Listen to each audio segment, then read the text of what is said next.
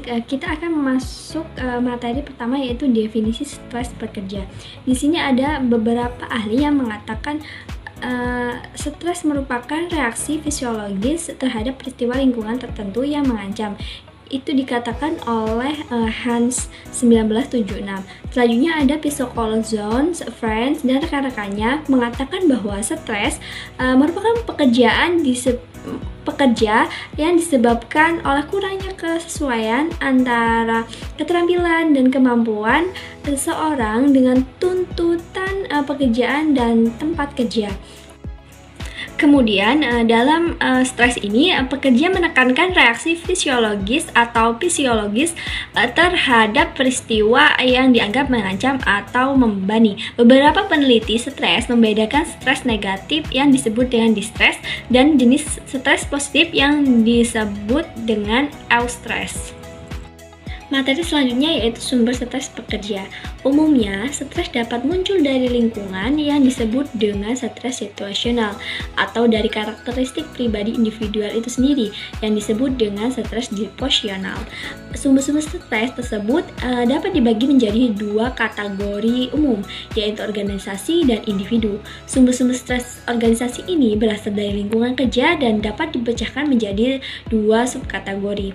Yang pertama yaitu stres yang berasal dari tugas-tugas pekerja dan stres yang diakibatkan oleh peran-peran pekerjaan. Sumber-sumber stres individu ini juga meliputi riwayat paparan stres seseorang serta karakteristik, kepribadian, dan pola-pola perilaku tertentu yang terkait dengan stres.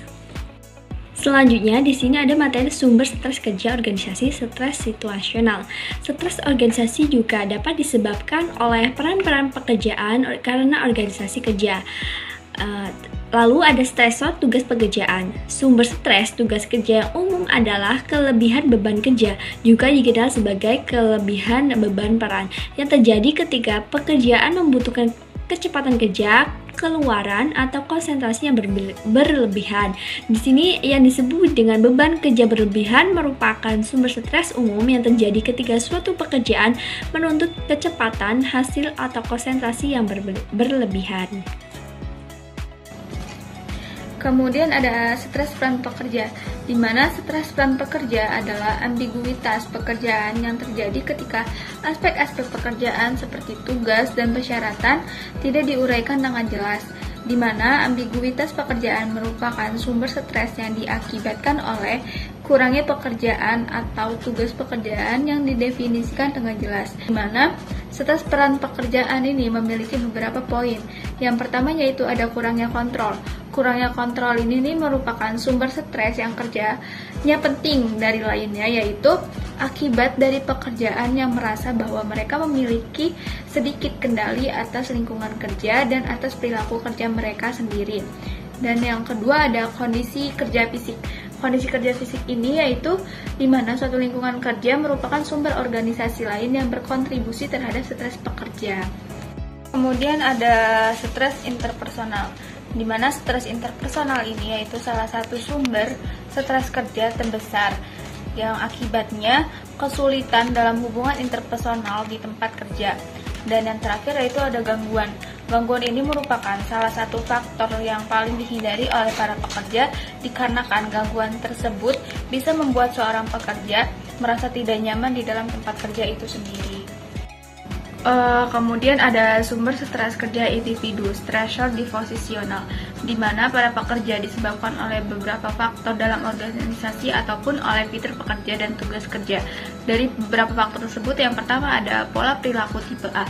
Pola perilaku tipe A ini menyangkut ataupun tentang pola berpikir individu yang sangat stres di tempat kerja mereka, di mana di tempat kerja mereka ini membayangkan eksekutif yang sangat agresif dan kompetitif yang mencari pekerjaan dan beban kerja yang berat dan banyak tanggung jawabnya. Dan yang kedua ada kerentanan atau ketahanan terhadap stres.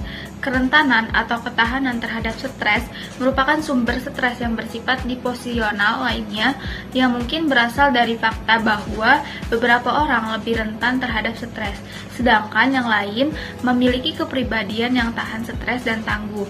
Nah, hal ini merupakan konsep ketahanan yang digariskan oleh psikolog Suzanne Kobase pada 1982. yang dimana berpendapat bahwa tipe kepribadian tanggung tahan terhadap efek stres yang merugikan karena gaya mereka dalam menghadapi peristiwa yang penuh tekanan. Dan yang terakhir ada efikasi diri. Nah, efikasi diri ini didefinisikan sebagai keyakinan individu terhadap kemampuannya untuk terlibat dalam tindakan yang mengarah pada hasil yang diinginkan. Nah, efikasi diri ini merupakan penelitian yang telah mengidentifikasi karakteristik lain yang tampak meningkatkan ketahanan terhadap stres. Baik, materi selanjutnya yaitu pengukuran stres pekerja. Yang pertama, pengukuran fisiologis. Respon stres melibatkan reaksi fisiologis serta respon psikologis dan emosional. Oleh karena itu, salah satu strategi untuk mengukur stres difokuskan pada pengukuran tanda-tanda rangsangan dan ketegangan fisiologis yang menyertai stres. Salah satu masalah dengan penggunaan indikator stres fisiologis tersebut adalah jumlah variasi yang dapat terjadi dari jam ke jam, hari ke hari, atau orang ke orang. Yang kedua ada penilaian laporan diri. Sebagian besar penilaian laporan diri terbagi dalam salah satu dari dua kategori utama, yaitu laporan tentang kondisi organisasi atau laporan tentang kondisi psikologis dan atau fisik.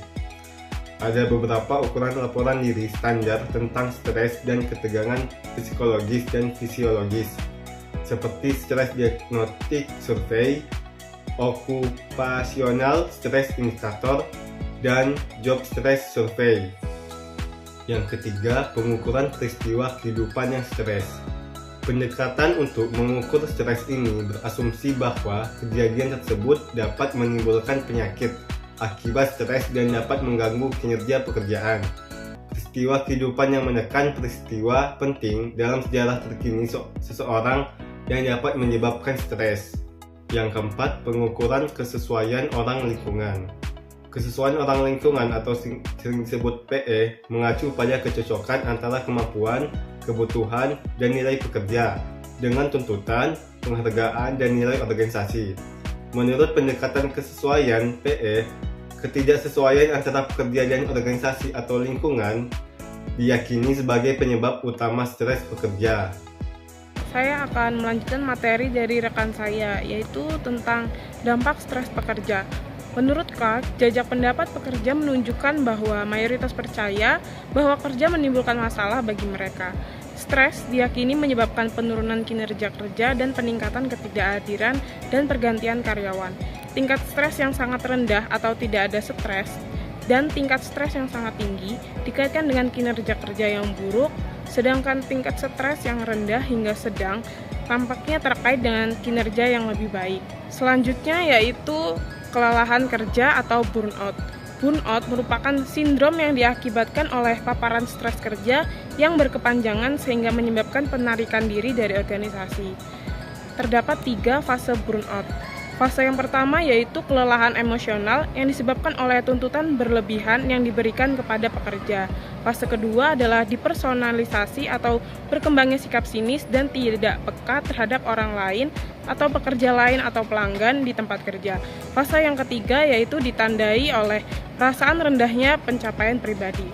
Di sini, pekerja yang mengalami burnout merasakan frustasi dan ketidakberdayaan. Mereka mulai percaya bahwa upaya kerja mereka yang gagal membuahkan hasil yang diinginkan dan mereka mungkin berhenti mencoba.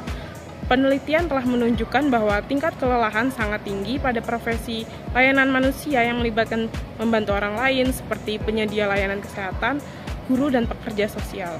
Selanjutnya yaitu mengatasi stres pekerja.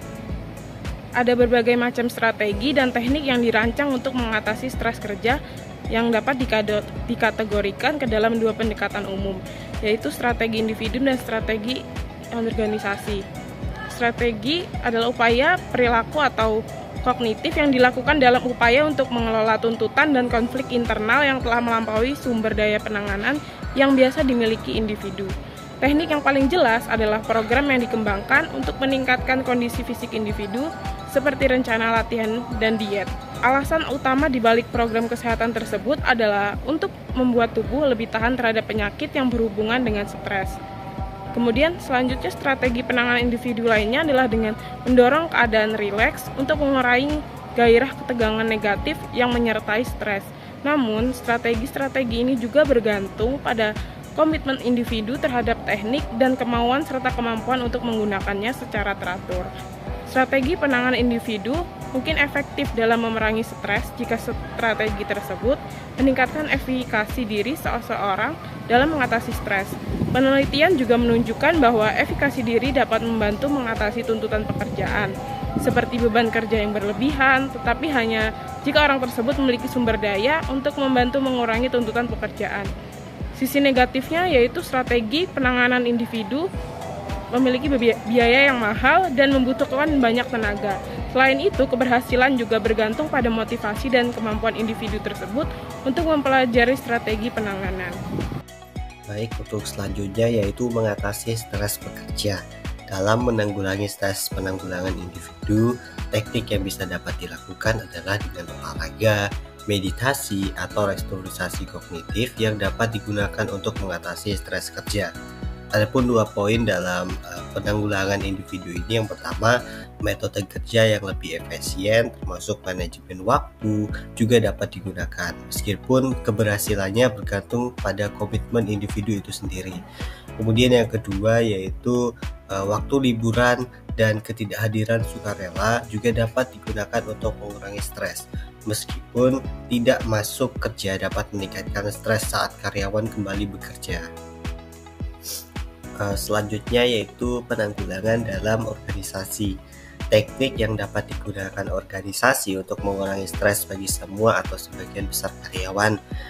Poin pertama yaitu strategi organisasi dapat meliputi meningkatkan kesesuaian orang pekerjaan dan pelatihan serta orientasi karyawan, meningkatkan rasa kendali karyawan, menghilangkan manajemen yang menghukum, menghilangkan kondisi kerja yang berbahaya, menyediakan lingkungan kerja yang mendukung, dan meningkatkan komunikasi organisasi.